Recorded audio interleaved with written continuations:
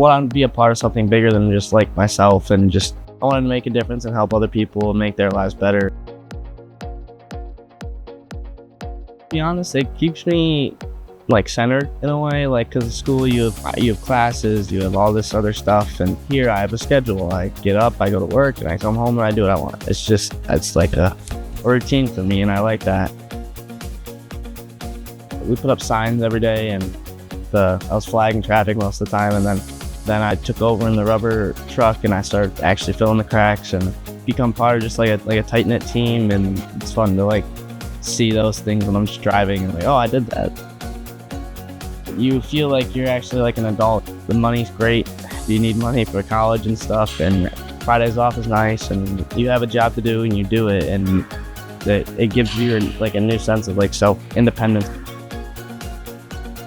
They treated me like I was like family basically, and you care about each other, or you cover for each other, and just like a tight-knit team. And the skills you learn and like the character that built like the summer like built for me, the maturity that I gained here, it's amazing. This is the best job I've ever had.